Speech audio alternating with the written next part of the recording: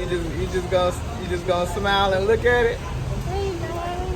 That's all you got for the camera. Wait, we could just want to have a conversation. Yeah. What else you want to talk about? I don't know. What's on your mind? We were talking about religion. Mm-hmm. You want to share? I mean, the audience know how I feel. No, I definitely I share some of the same viewpoints. Like I don't believe, but I just feel like all these religions are not really that necessary. When you have a connection with God, that's between you and God, and you might not need all those extra details that the religion has and these different practices and all of that. It's still something I'm exploring myself. I mean, I don't think I'm not exploring religion per se. I don't want to go into another religion. I was raised on Christianity. And I decided that wasn't for me. I couldn't see myself going to another religion. And so I'm here today and I'm fine. I don't know what you want to say. No, it's whatever on your heart. Remind the people who you are. I'm Jackiana. I was in an older video. I don't know if I want to bring that up, but yeah. Why not? Yeah, Jackiana, met her in Arusha. We are now in Dar now. She made a move to Dar. Are you happy in Dar? Dar is nice. It reminds me of Florida. That's where I was. I know. I love the sun. And guess what? This time, it's not a sunny day today though. It's really so for those who don't know, I did make a quick trip at one point. And I brought back with me a lot of my sweaters and stuff, especially growing up in like North Carolina, a colder climate. North Carolina is very well known for experiencing all 4 seasons. And I'm not going to be using my sweaters in Dar. Maybe if I was back in Arusha, but not in Dar. But I really enjoy that about Dar is the fact that you really get a lot of sun. It's the rainy season now, so you have rainy seasons essentially 2 times a year, and those times are basically April and December, right? The rainy time. Yeah, and we're actually going into May right now. We might can go on the, nope, it's still raining. I was about to say we might can go on the rooftop of this mall, That'd be but a nice view. yeah, it'll be a nice view, but it is still raining. But you know what? We can make it through. Let's go. Huh? You want to say something to the people? Talk to them. Hold it, just talk. I'm gonna pat my bag real quick. We're gonna go through there. Yeah, we're at this beautiful mall actually. Take a look around real quick. This is the type of infrastructure we have in Africa.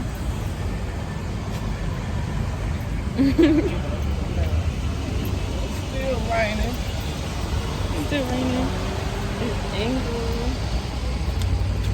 I'm not the YouTuber here, so I don't know what these angles are looking like. Go to this part of the top here. Let's see.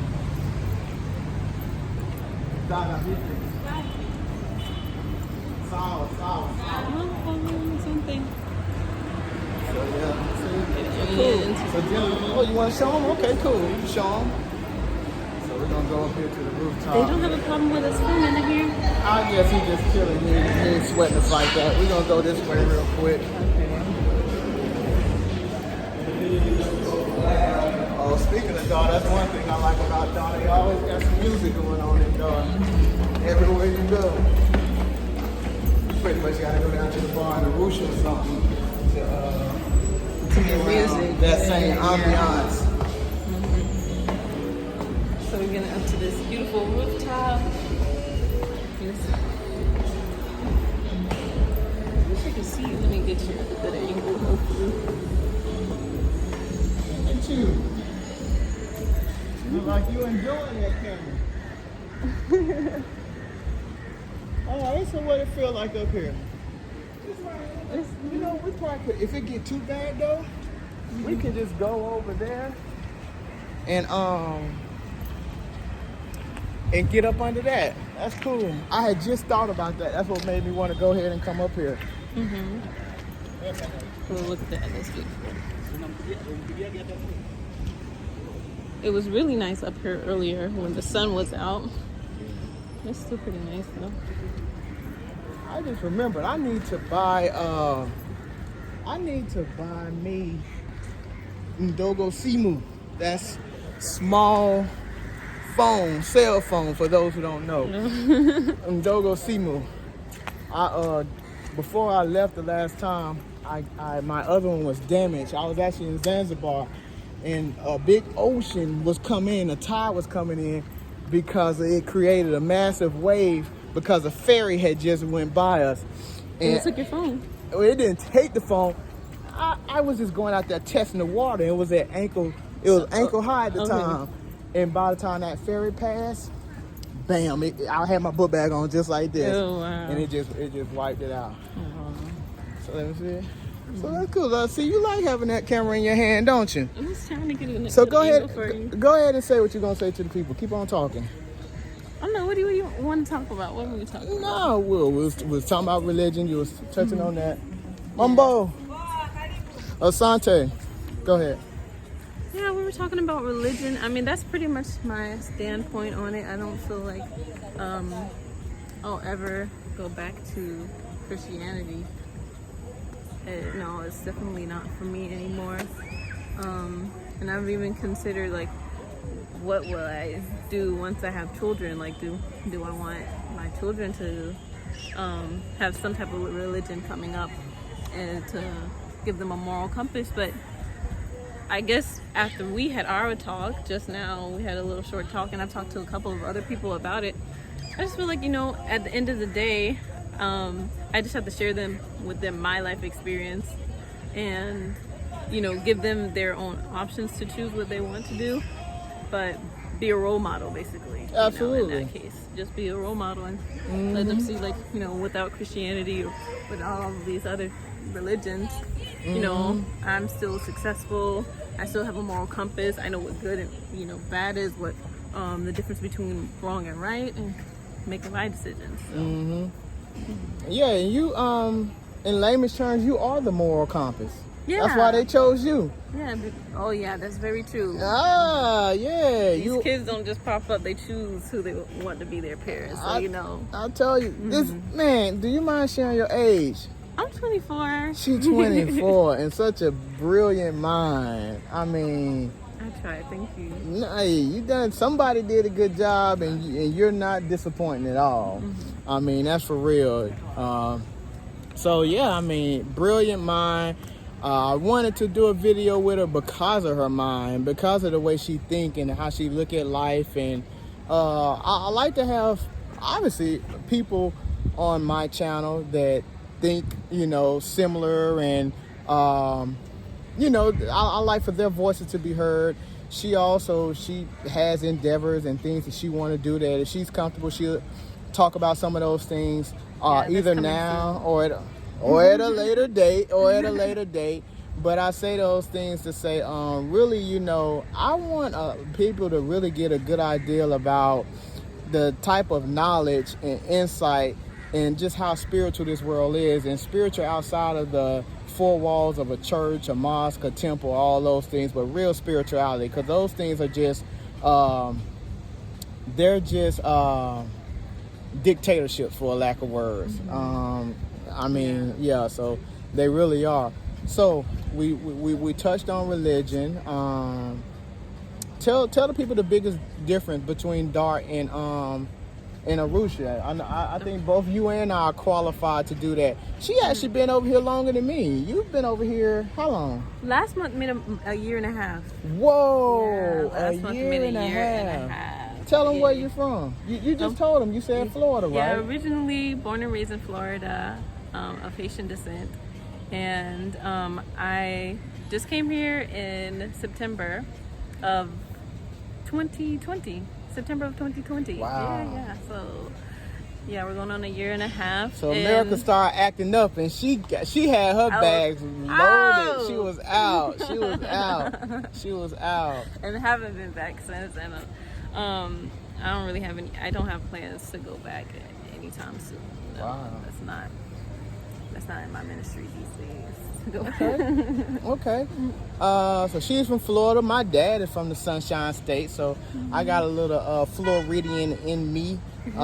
They say you are from where your parents are from. So my mom, born and raised North Carolina. I'm giving information now. I'm giving a little too much now. It's all good. And my dad, Florida. So that's cool. I enjoyed the Sunshine State. You know, they call actually California and Florida the Sunshine State, but I know y'all already know that type of stuff. We're going to talk about Dar and Arusha. You spent time in California? Yeah, I spent a little bit of time in California. California is beautiful. I like California. No, Let me hold this thing right. I want to make sure I'm keeping it on you at the whole time. Yeah. But go ahead. You want me to go first? About the difference between Dar and Arusha. If they want to know that, we was on the live chat. We could find out what they want to know, but we just gonna have to kind of the difference between Dar and Arusha.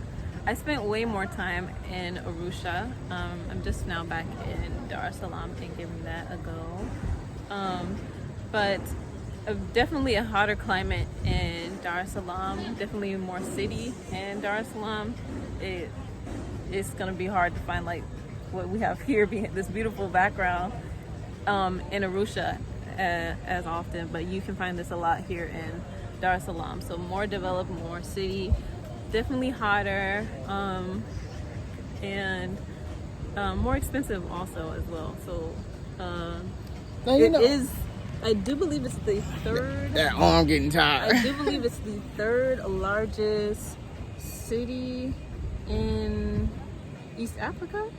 Oh yeah, if I'm not wrong, I think it is the third largest city in East Africa. So. It is, and it's only growing. It's only growing. I saw some statistics out there not too long ago that Dar es Salaam, like it, love it, or hate it, is actually on a trajectory to be the largest city in the world, if I'm not mistaken. I can show you that. I think it's about 2025, is it? Or no, not that soon. I think it's like 2050 or 2040. Yeah. I think it's 50. Check that out, y'all. It's projected to be the largest city. Can y'all believe that? That's only 25 years from now.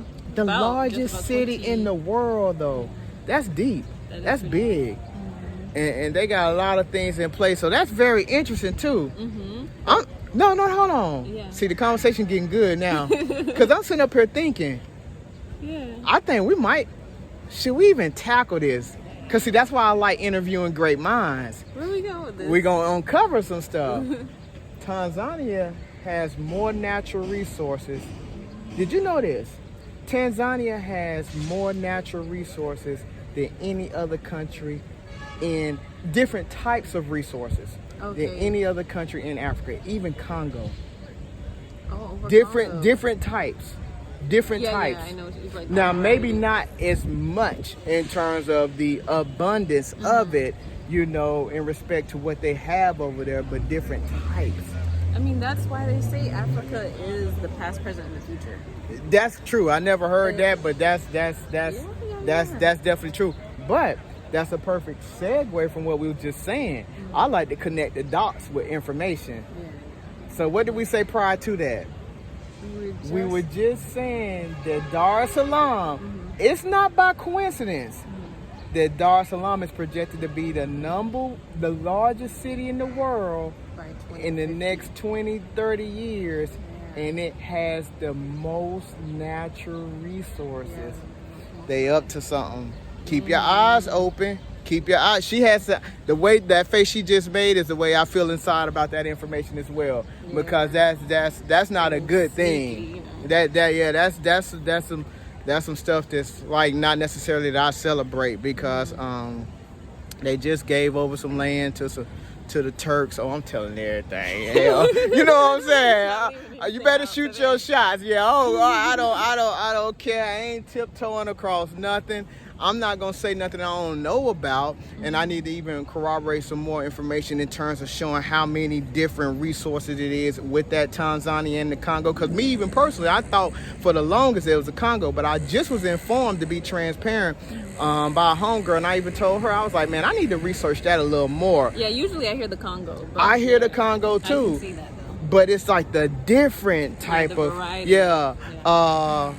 They have more of a variety. I'm gonna get back to y'all on that because what it is like the number that you put with Tanzania in terms of Tanzanite, gold, diamonds, and things of that nature.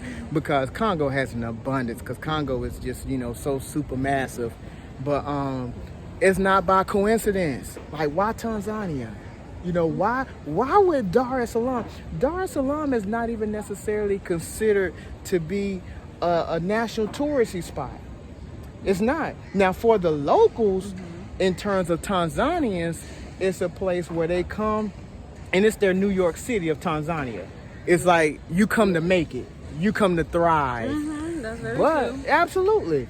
But, like, the world, that's real, real big. Yeah, in the whole world, that's the largest city in the world. So look that up, y'all. Look it up and drop your comments below. Let us know, hey, what did you uncover? What did you find? Hopefully I'm sharing information. We're sharing information that's important to you.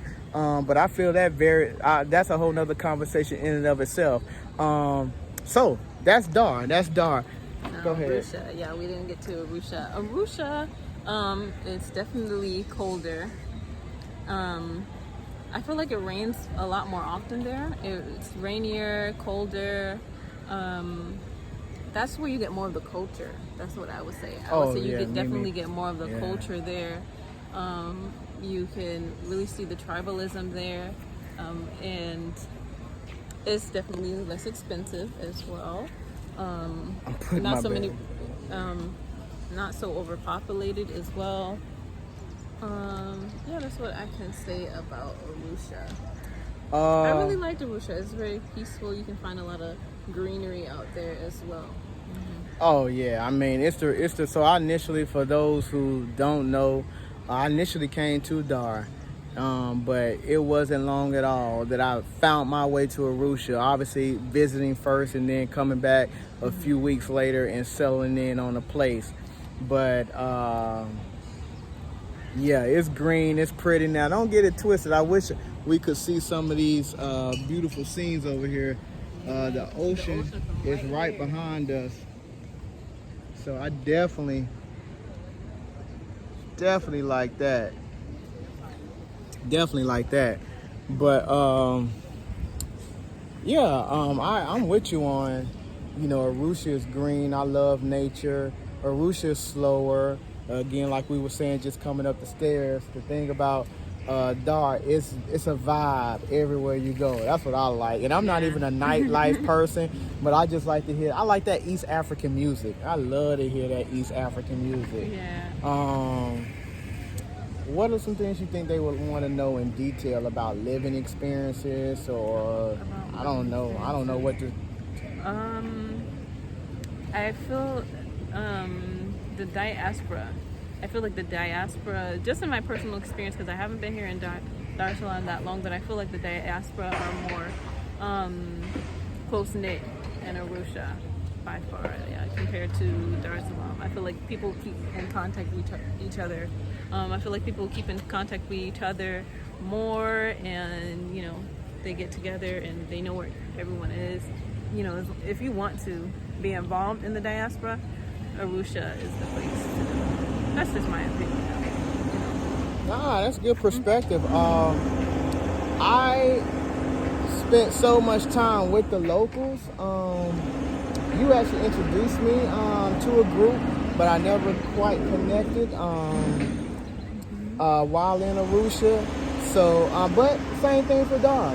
Me, I'm just a guy like beating my own drum. I love people, but I'm just not cliquish. I've never been cliquish, never been part of any fraternities. It's not how I'm wired, you know what I'm saying? That's stories for other days, but it's just not how I'm wired. So there has to be more of a significance in terms of group-oriented activities, and I have to really be compelled and have a desire to, be involved, as opposed to just doing it because it's the end thing to do. That's just how I am. But that's a good observation. I know they have a few groups here in Dar I don't know how many groups were in Arusha. Obviously, there was a few as well. Dar is larger, so it seems like it's definitely more people in Dar that's a part of groups like that in Dar. And because there's so many other people, it's like I know more diaspora here, but you know, you just shared something with me from your perspective and saying that like, but they have a tendency to be closer in Arusha. That might be what I'm missing, is that there's multiple groups in Dar es Salaam, because Dar es Salaam, I guess it's bigger, heavier population, there's more diaspora here. But in Arusha, I think there's just like one big main group. So that's why everyone's just like it's just closer one together. Yeah. Oh, wow. I only know of one big main group that gets together. So what do you like and what do you dislike about the diaspora? I think enough people have talked about what they like and what they don't like about, you know, maybe culture here and things of that nature. So I don't want to go that route just yet. What are things that you like and you dislike about the diaspora, whether it be Arusha or Dar?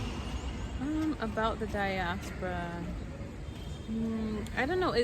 I guess sometimes it can still be like back in the States where, you know, people don't have the best interest of each other. Like, and maybe we're moving too slow to like get together. We are letting our differences get between us rather than uniting and standing up to build something for ourselves, build respect for ourselves here. So, you know, it's the same thing. Like, people they find every reason to divide themselves when it comes to a time when we're actually trying to unite to do something for, because, you know, there's the Chinese, the Indians, all of these other different nations that come out here. They have alliances, like they have different groups and they stand together. They have different infrastructures. So when you move here, you're not alone. You have a system behind you. We're yet to actually have something like that that's like solid. And when we try to get together to do it, we want to bring our differences to divide us. You know, I have this religion or this background, like that's holding us back when, you know, at the end of the day, we're Black and that's how they see us. So that's what we should use as our uniting point to push forward. And I'm gonna let Jackie Anna speak on that, elaborate on that a little more, because that's something that I'm oblivious to, because again, I don't have that experience, and as you all are hearing this, I'm hearing it firsthand as well. Perfect segue, those beautiful condos. I think I can slide this down. Nope, I can't. Those beautiful condos that you see in the back. Guess who built these, y'all? Chinese. Guess who primarily live in there? A lot of Chinese. To the point that she's sharing. It's a lot of reasons behind that. I don't know all the details, but let's just say a lot of them come with closed doors, greasing each other's palms and shaking hands and things of that nature. But that's also to put the focus back on us as a people. Wow, like the same issues that are that's how it gets. Issues in the States are the same issues that are here. Come on, man, we gotta change. This is pathetic. Go ahead and laugh. I'm gonna let you. You got the floor on that, because I don't know much about that. I can't really speak on that. Yeah, it comes around every now and then. Let's let the people see the ocean. I want to see if they can see the ocean. Oh, okay, yeah, I see it. It looks so beautiful. Let's see. All right, go ahead. Not much. Not really. It's just over there somewhere. But I mean, there's some of us that are really trying to take the lead on making that change and establishing ourselves here and having company, having lands, having different opportunities. There are people that are out here doing it, but it's kind of like they're standing alone trying to do it. Like they don't have enough of us supporting them, backing them. I don't know. I think that another reason why that happens is because people come out here and they don't, they haven't actually established their finances that well. So even when they do come out here and there's like maybe one person or a handful of people that have finances to do something, they're not getting support from anybody else because those people are like holding on to what they have. Like they don't have much. They gotta feed their kids. They gotta do, maintain themselves here. Like they don't have that extra to boost the project. I don't know. We could get into the fact that like Mark Meeks Africa, he's trying to do something great out in Wanza now. Yeah. So, and I think he's also asking for some type of support on that as well from the diaspora. So that's something that we need to work on. This is the same discussion that happens back in the States, being more financially responsible. That would help the diaspora, like us as a collective. That would establish us more wherever we go. Because money talks. Yeah, money talks. It goes a long way. Like I said, there's a place called Kingamboni where I have to do my research. I don't like to say stuff without doing my research. So I need to do my research on it. But money talks. And, let's just say that other nationalities bottom line don't look like us, ain't close to us, ain't even from the same land mass. That they're getting these deals to develop areas on this great land, man, and those are some heartfelt conversations, because something systematically is not intact when every time you turn around you're at the bottom of the totem pole, or you're the one that's like, there's definitely discussions going on. Well, that definitely.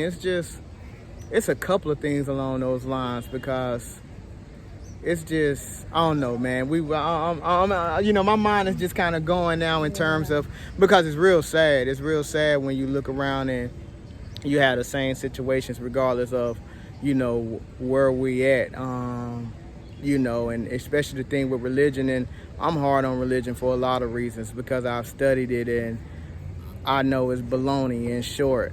And for her to say that that's keeping people from working together, and it's not like it's something that's like news, in the sense of like it's something that would shell shock you, because that's one of the reasons why they put it in place. And I've spoken about this countless times, even on the channel. I made a video.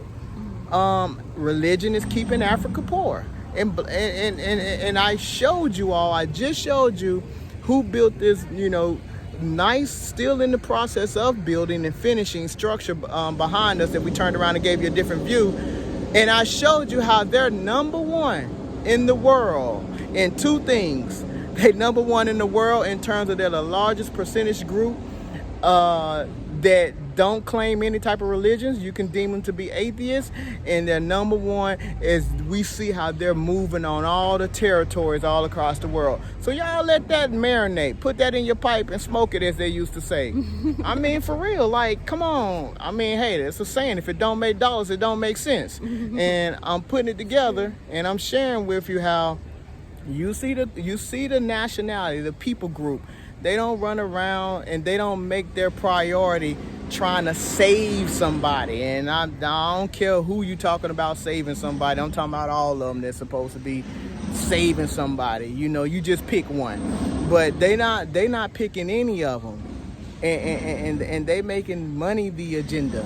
And they're making business the agenda. And they making being a chameleon the agenda. Yeah. And they're coming out and on top in so many places. I just did a video of when will Africans and diasporas sacrifice? Are we gonna sacrifice eating at some of the larger places, nicer places in terms of the beautification? Because it ain't just because it may look all shiny on the inside don't mean that the food tastes good.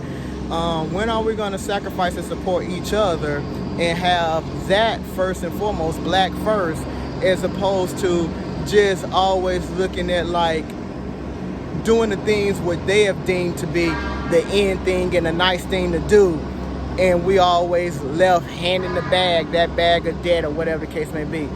That didn't seem that loud when we first started talking, did it? No. Yeah, they really going at it. But I don't know, like I said, I did some videos on those things, so I don't think it's ironic or by coincidence that we're touching on these things again. So that's great information, because so much to the point, seriously, as they say in Swahili, kweli, are they really like not working with each other because of like, I mean, you can discern it, so you know what I'm saying, but I just gotta ask the question again, because I'm processing it, because this is news to me. Yeah, I mean, I kind of gave you that whole backstory off camera, that first meeting, meet up, and there was differences between religion and that. I was just like, why are we still having this conversation? Right. Like, at the end of the day is like everyone's gonna have their different beliefs. Like, even if we say we all were Christian, we might still have our own different beliefs within that. Like, it's just I feel like some people just find a reason to disagree just to stunt your own progress. You just move forward. We have an end goal of establishing ourselves here and making it more comfortable for more of us to come here. Like, when there's a large population of us, we're standing together, we're united amongst ourselves, then we have something to stand on. But, some people are making their efforts, but it's not enough of us making, I guess I would say, it's not enough of us making the effort to actually unite and do something. And that's one of the issues. I mean, there's so many issues, so many things pinned against us from being able to unite, and but we always let those things trump us over what it is that we want to do, what it is we want to accomplish. So I hope this is not getting too aggravating for the listeners. I feel like it probably is. Yeah. But do you have any examples that you want to throw out, like from a historical standpoint? I just don't want to throw people on the bus, because historical standpoint. A historical standpoint. Like, yeah. Okay, so like where we hindered each other's because like you said, you continue to see this, so I'm just curious, like I'm probably going to learn something from you, or you remind me of something at the very least that is not in the forefront of my mind at the moment. I mean, or if nothing comes to mind, I know you just, when you alluded to it, I was like, wow, I wonder if you can drop some dimes from a historical standpoint. No, I wouldn't ask you to kind of like say, I'm not even about that, like, hey, I was thinking about a very specific situation that happened during my time in Arusha. So, what you shared with me earlier? Yeah. Okay. Well, you ain't got to drop no names, but you can tell the people like what it was going on. But if you tell the situation, I guess you feel like they're going to know exactly who you're talking about. Little eyes on this video. You don't know who little eyes are on this video. She want to keep the relationship. But, I would let you tell it if you want to tell it. But we ain't even got to give the details, though. That's the beauty of it. We can just simply, actually, without mentioning anything or anybody, it's stuff like, it's simple stuff like, how do you start a gathering or something like that? It's just like everything don't have to be tied to a religion, and I do feel you on that. Now again, only reason why I haven't experienced these things, because I haven't spent much time with the diaspora, excuse me, and it's not because I've been running away from them. I didn't come to Africa to hang out with other black people. I came to Africa to hang out with Africans. Yeah, it was a while before I actually ended up in the hands of, one of those groups. Like, I was just out here minding my own business, and then actually it was a neighbor of mine who had met a Black American before me, and she was like, "Oh, have you heard about the group?" And so that's how I ended up getting into. And nothing's wrong with connecting for all the reasons that you just articulated. And even like what you did say, though, that was a situation that was local. So that was a situation. What I mean by local, that was actually an African just basically like, hey, why are you not of this belief? So it's not just of people from the diaspora who can't change their stinking thinking, as it per se, but it's people just just us, man. Like, they know that we are very, very spiritual beings. We're the most spiritual beings that's walking this earth, and they've used that to us infinitely, if that's a word. If it's not, I just made it up. Webster, put it in the dictionary. But real talk, like, they've used that against us. They know we super, super spiritual. They know we connected to cosmos and things of that nature. And those things shouldn't stop us from working together. We are the most, in that video that I did, religion is keeping Africa poor, I showed how Africa is the most religious continent on the entire earth, and we already know the plight when it comes to the people who populate the continent the most, and they are at the bottom of the totem pole. This stuff is not by coincidence. It's not by coincidence. But again, you got these guys who are literally running the show. Oh, and don't get it twisted. If it ain't Chinese right there, it's Arabs right there that are literally running the show. And we know the Arabs, the Europeans got the ideology and the concepts of slave trading from the Arabs. We in a month known as Ramadan. That's everywhere around the world. And again, you got some of these same scenarios, like, why are you know why you're celebrating what you're celebrating. You know what I'm saying? Like, you got to know why you're doing what you're doing at all times. Because if you don't know why you're doing what you're doing, then you're going to continue to make the same mistakes and get nowhere. And that's exactly what's been the plight. That's exactly what's been the plight of the people that populate the land more than any other. Anything else you want to add?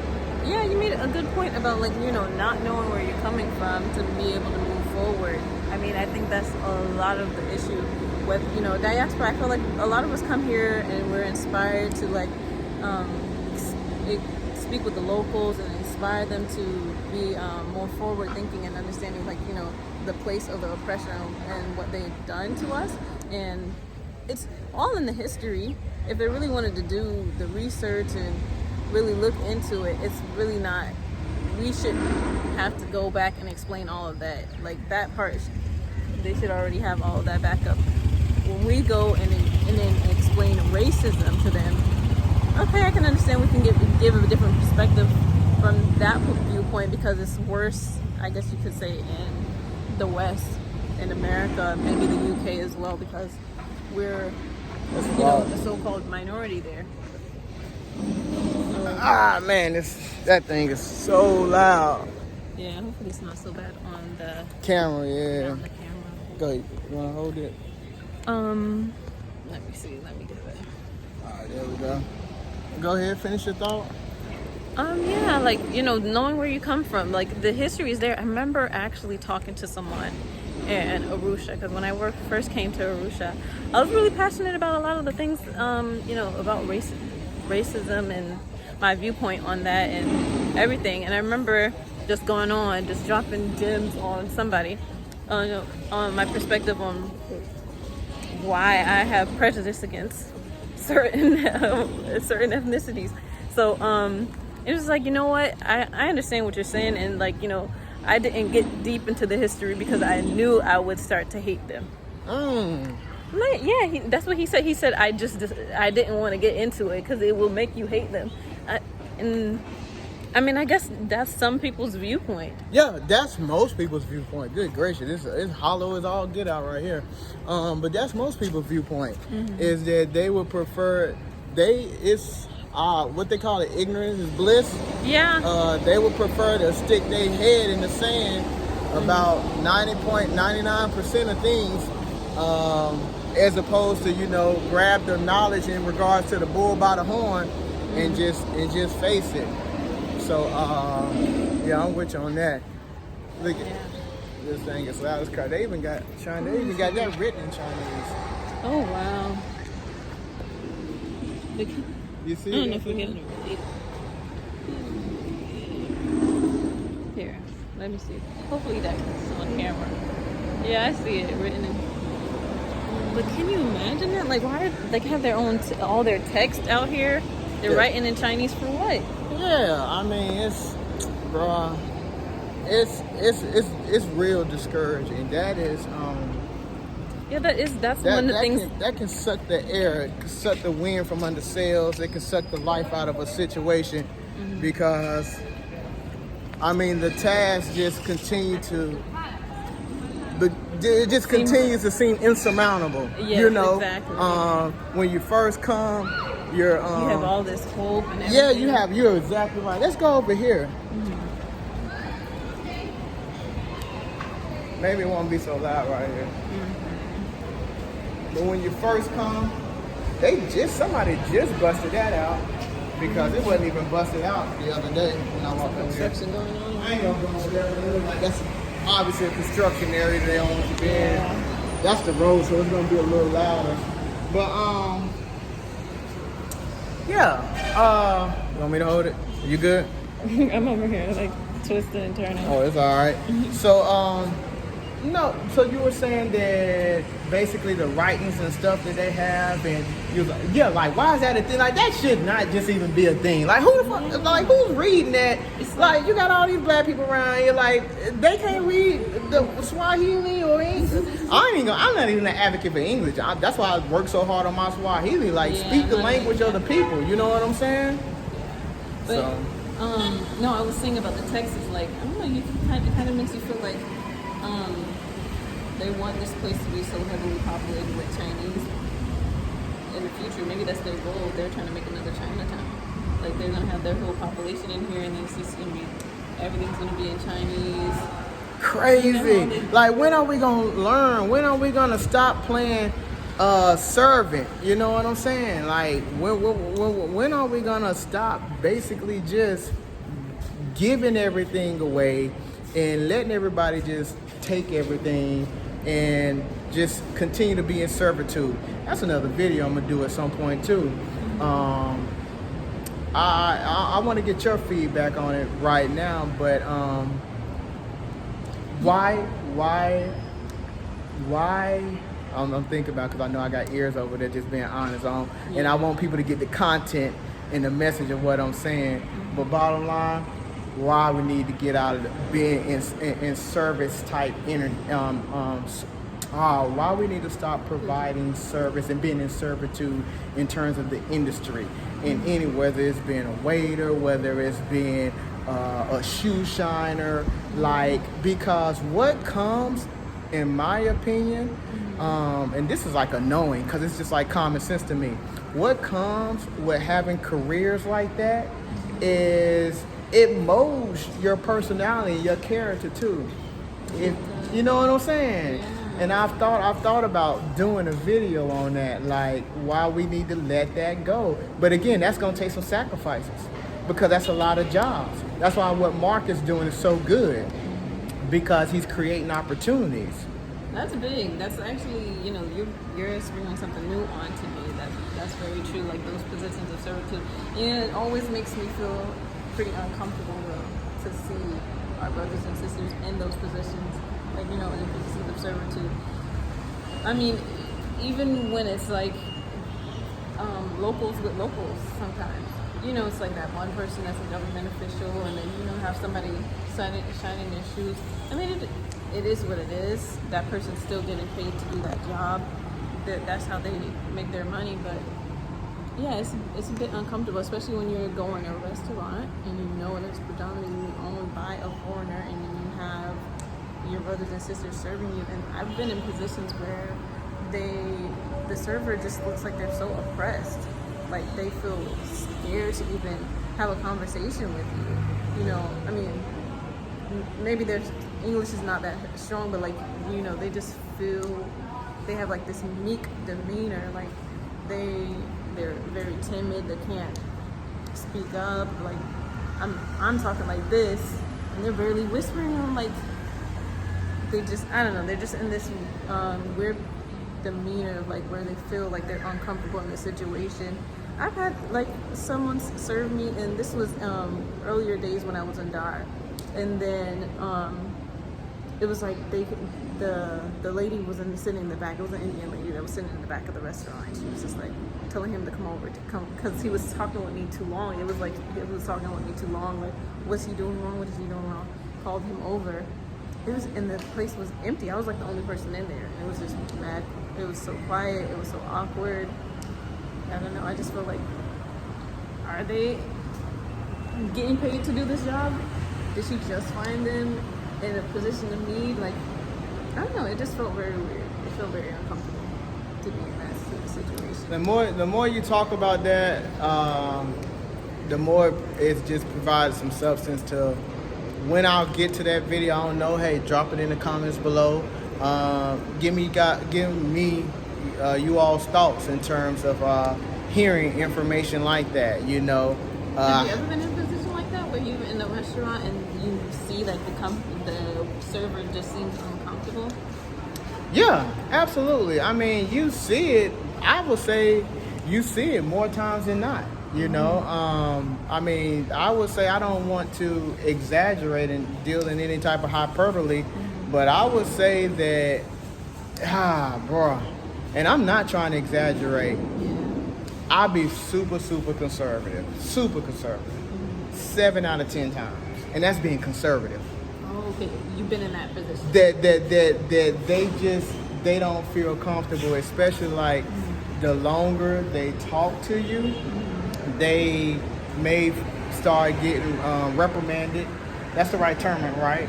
Yeah, they might start getting reprimanded by management, and they just feel like they gotta kind of be in and out. And then we already know it's a totally different ball game, which I don't even feel like going into. I'm gonna go into it because we talking about it. If they're dealing with a European or China, a Chinese or Arabic person, it's a different that they feel like they're more loose.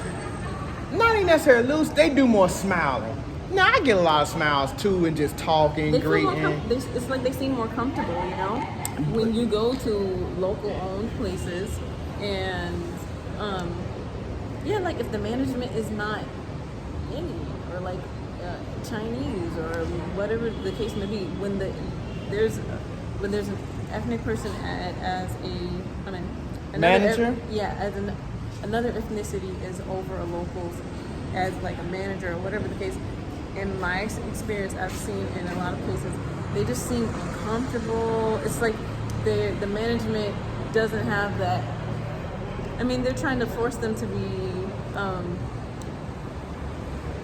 robotic almost. Like they're kind of forcing them to try and be robotic. And the Tanzanian way is not that. It's pole. It's, you know, talking to them like your brother or your sister or your mother. Facts. To that point, I'm so glad you said that. You said a couple things that just really resonated right there. In terms of making them robotic. Like, it's definitely not out there. It's not in their nature. It's not even, I know, it's not in my nature. I don't even want to be all general. I don't want to generalize things too much. But it's definitely not in my nature, you know. I like to talk. I like to, you know, just greet. But speaking of greeting, even when you learn this language, specifically I'm talking about Duolingo, which is obviously taught by basically a third entity, not to be too wordy. But the purpose of me saying that is because because different languages teach different things in the order of like how that culture interact. They teach greetings, and the greetings are very important here. You know, the greetings can be long. The greetings can kind of be like, I don't want to exaggerate, 5 minutes sometimes. I'm exaggerating a little bit, but I love it because it's so human, for a lack of words. You know, it's like a love. You get to business. Yeah, it's the whole absolutely, and that's what they do. So to your point, by not allowing them to implement that same type of mambo, poa, umalekache, nimbi, by not allowing them to implement those things, getting reprimanded for that type of thing. You seen them get reprimanded for that? No, I'm not saying, I haven't seen that part with my own life, like someone actually like reprimanded that part, but Again, you can see they're not free. Yeah, they're not free. Makes sense. And yeah, it is a place of business, but it don't take a long time to kind of greet and just get comfortable. And I tell you one thing. Now, how do you feel about this? Do you feel like, I already know about Chinese. I ain't even gotta, I know they don't care about nobody else's money but theirs. You know what I'm saying? Real talk. And I say that because my question is, how do you feel about these Arabs, or whether it be Chinese or whether it be Europeans, in terms of, do they care about them getting tips and, you know, basically doing a good job and get rewarded? Or are they just like, hey, get in there and you make sure you pick up this bill for whatever they just purchased? You know, I can't really speak on that one too much. No, I haven't really noticed anything in regards to that, like them getting paid tips. I don't know. There's probably something something. I'm gonna do what I do best. I'm gonna show you the restaurant. I did a video of places I won't eat, and this is another one. I hope you get a good long look at it. And the reason why, I have a friend, some may refer to it as Rafiki Yangu, who basically came here, and the waiter, she was basically, she got the food, she took the order, and when she took the order, she basically got the money, but in the money that my friend provided her was her tip, and it was a pretty decent tip, and she gave all the money to the to the owner, to the people, the management, who's Chinese, to the management. And when she did that, the woman actually kept all the money. My friend literally had to get up and go get her money and say, excuse me, I think I overpaid.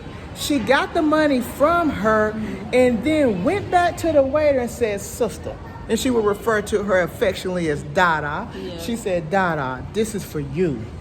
Okay, yeah, go ahead. Pull it. And she actually, the Dada turned to the Chinese woman to check if it was okay. And then my friend had to actually then say, hey, she can accept tips, right? And she was like, oh yeah, okay, yeah, sure. Of course, you would have gave her damn money if it was just all that good to begin with. These are the things that we deal with. This is why I stopped eating at Chinese places when I was in America, because I already knew how they moved. So these are some of the situations and the events that I talk about. Like, why do we come over here knowing how they work with us, knowing how they move with us, and patronize them? It's stupid. And then you want to turn around and complain about the man got his boot on your neck. You're goddamn right he got his boot on your neck. You know what I'm saying? Because you won't do nothing different. Yeah. I mean, I don't know what to say about it, but you know, see, I guess the reason why that hasn't happened to me personally,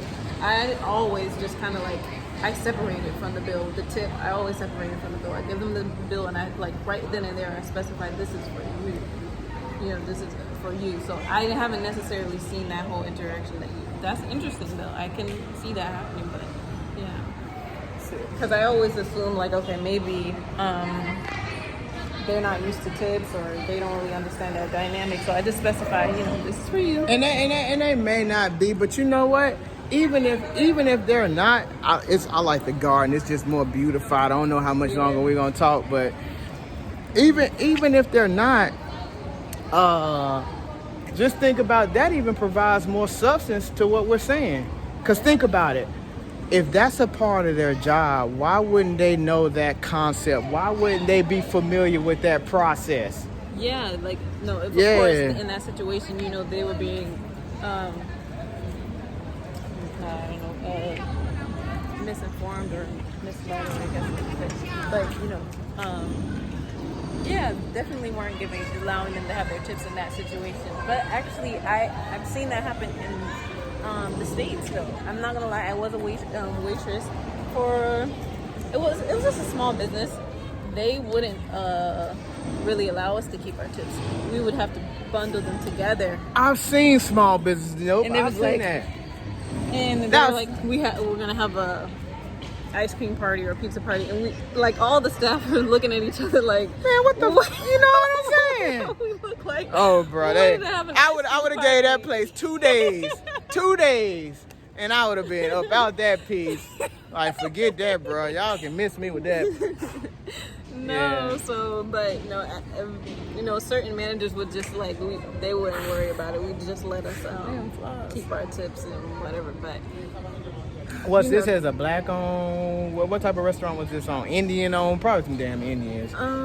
It was Indian. It was Korean. I think it was a white man. Oh, okay. Yeah, as long as it wasn't black people. I felt pretty bad. It's like, damn, cut the video. It's over. You know what I'm saying? Yeah. But nah, man. Anything else you get? I mean, it's cause it's some things that it gets so bad that it's just like.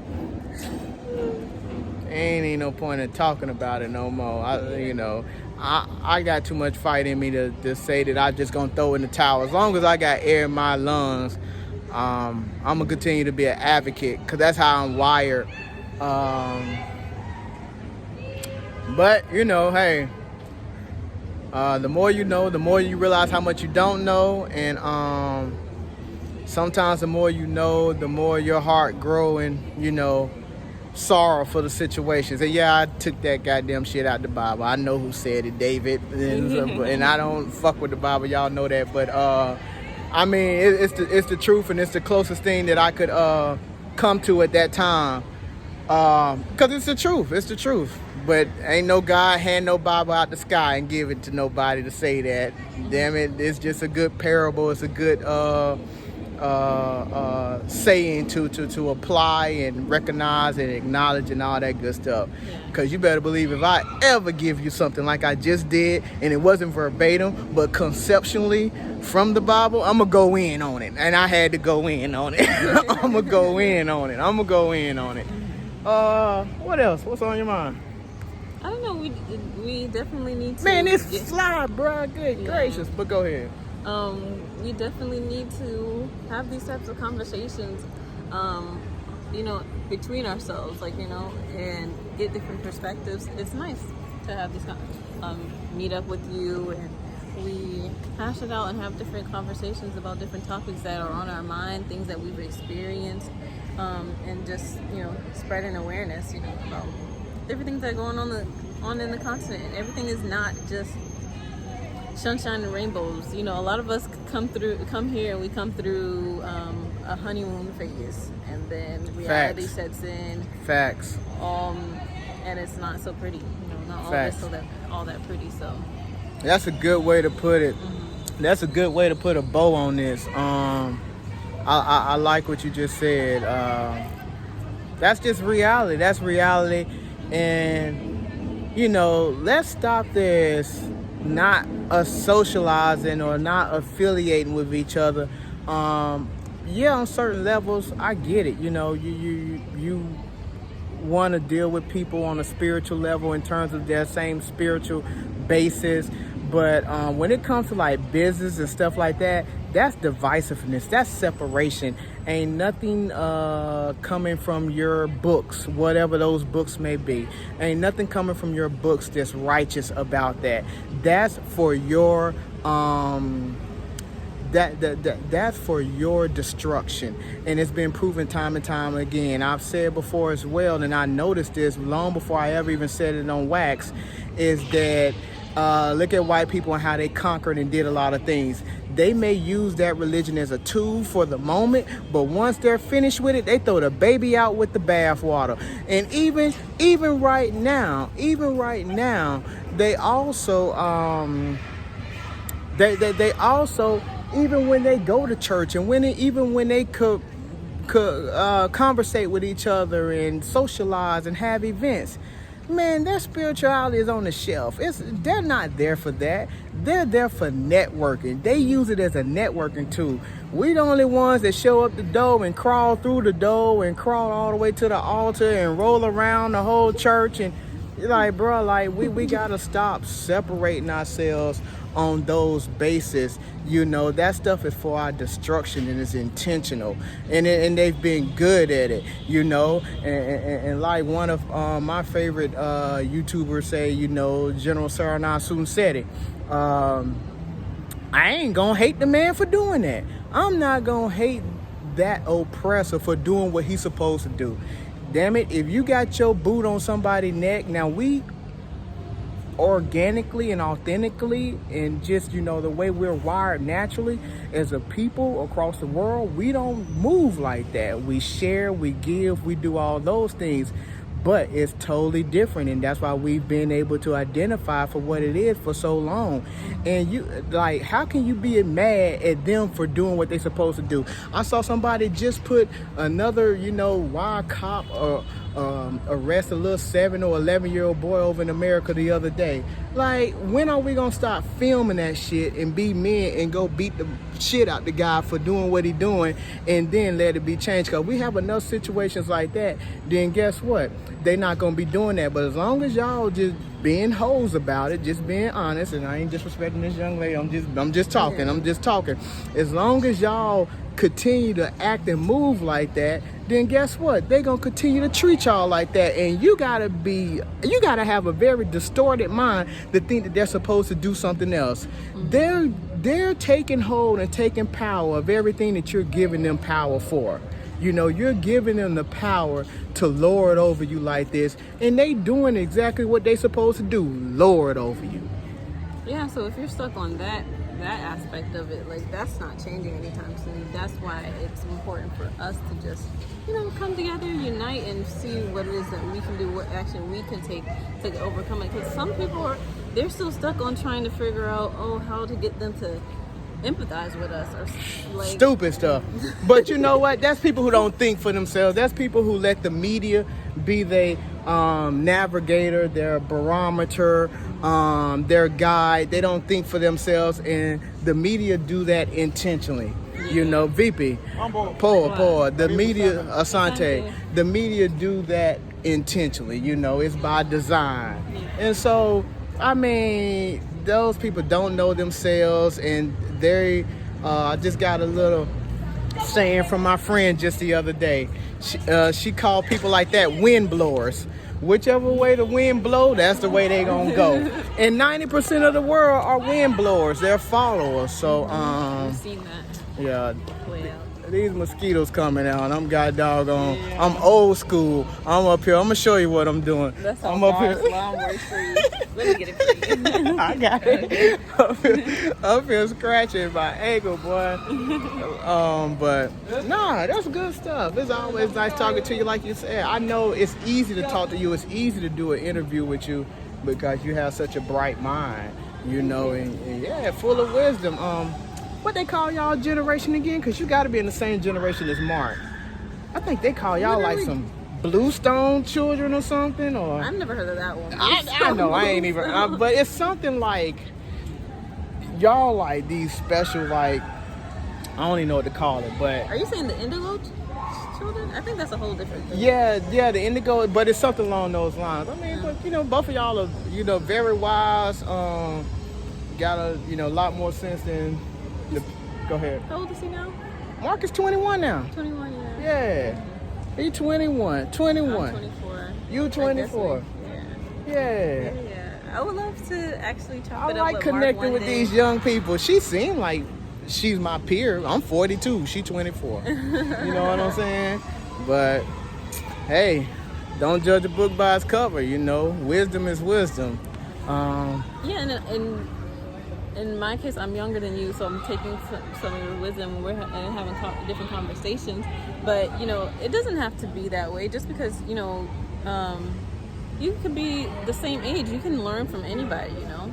If you really, absolutely. If you're looking to learn, you're going to learn something. If you're looking to learn, you're going to learn. If you're looking to learn, you're going to learn.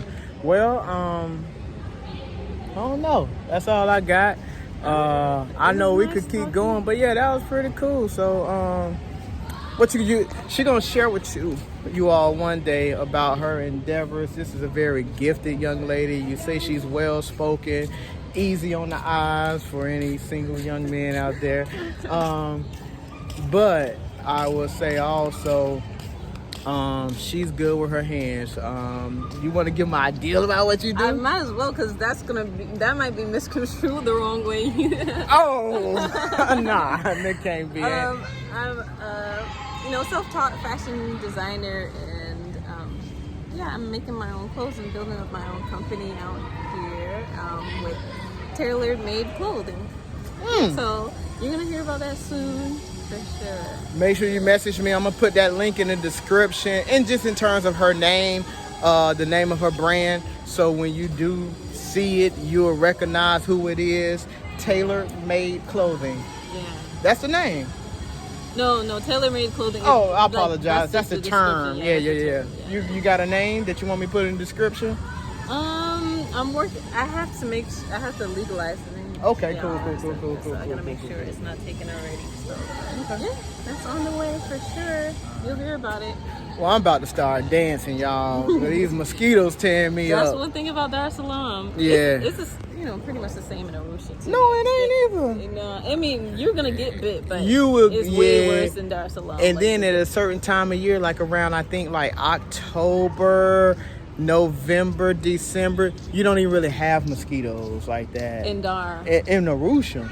I mean, yeah. In Arusha. Because I guess it's because it's colder. Yeah. And when I first moved there, I didn't even think mosquitoes was there. Like, I was like, oh shoot, ain't no mosquitoes out here. Lo and behold, I did find out later. But peace, y'all. Appreciate your time. Don't forget to subscribe, like, and share. And you don't have any social handles. Do you have any social handles? Don't let me ask it like that. Do you have any social handles? I'm not. Okay. Well. My company will be soon though. But yeah. Okay. All right. Well, peace.